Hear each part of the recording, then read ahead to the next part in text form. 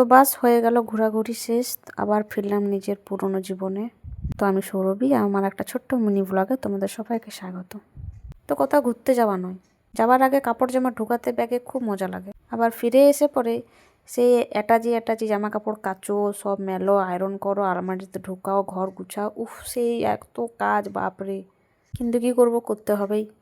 আবার আসতে না আসতেই আমাদের এসে গেল সরস্বতী পূজা সিজানো, পান্তা ভাতের বেলা।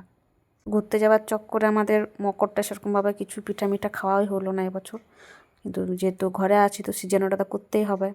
তো এবছর আর সেরকম, প্রত্যেক বছর একটু বেশি করে করি, অনেক এক দুটো বন্ধুবান্ধবকে ডাকি। তো এবছর ক্লান্তও ছিলাম প্রচণ্ড, আর শরীরটাও সাথ দিচ্ছিল না, তার জন্য আর বেশি কিছু করিনি, একটু কম সময়ের মধ্যে যাতে নিয়ম লেগটা হয় সেটাই করেই পার করে দিয়েছিলাম। বিয়ের আগে সরস্বতী পূজা মানে একটা বিরাট আনন্দের ব্যাপার ছিল, মানে ঘুরবো ফিরবো, আর সকাল থেকে ঘুরতাম বন্ধু বান্ধবের সাথে।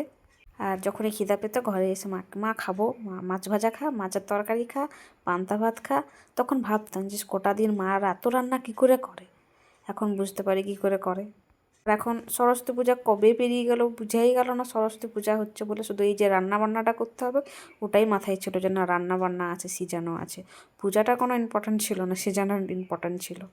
তো চলো বাই, দেখা হচ্ছে পরের ব্লগে।